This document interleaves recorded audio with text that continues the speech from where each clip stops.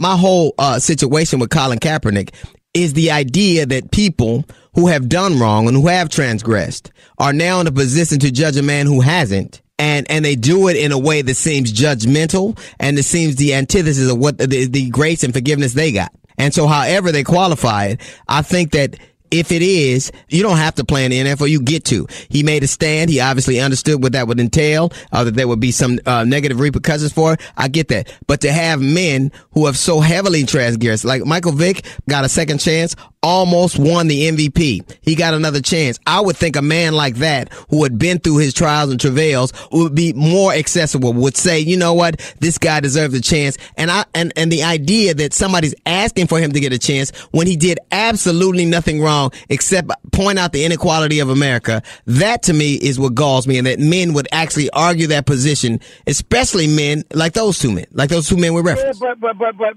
yeah, that's a long answer, bro, and I get it. But here's my point. DL, everybody ain't you.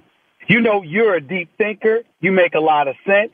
And not only that, you're very, very principled in a lot of your positions, and you're going to take a stance. If you're as do you. That's right. And that's why I agree with what you're saying. But I understand where they're coming from. Oh yeah, I understand. If you're a person with Ray Lewis's past, if you're a person that went through what Michael Vick went through, and you're watching a league that's generating an excess of $14 billion annually in revenue, that's expected to go up to $18 billion, that by the year 2025 or 2027 is going to go up to $25 billion a year, and you're thinking about being a part of this cash cow, you're saying to Colin Kaepernick, okay, what is it that we've heard on many, many occasions in the past, both you and IDL and everybody else? Yeah. Play the game. And so if they're saying to him, play the game, and you are a black individual that knows what that means and knows what that entails and knows in most instances, far more instances than we would prefer, that it's absolutely necessary in the world that is corporate America. We can disagree, but why can't we find a way to understand maybe where they're coming from? I agree with you, Stephen, but I'll say this. It wasn't that they said play the game. One said get your haircut, like from a guy who wore braids. That was amazing to me. Listen, you ain't gonna get me to try and defend Michael Vick. The guy said cut your braids, and a guy.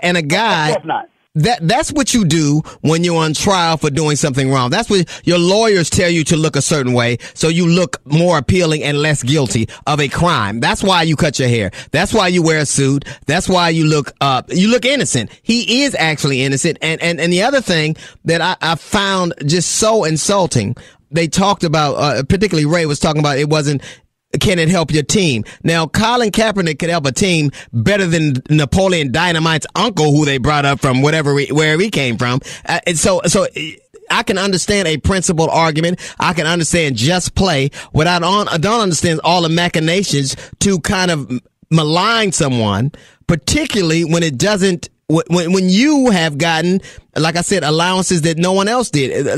But to me, if Colin Kaepernick can make a team, that's fine. If he can't, that's fine. He should be allowed the opportunity to do it, and he shouldn't have men who've had graces stand in his way.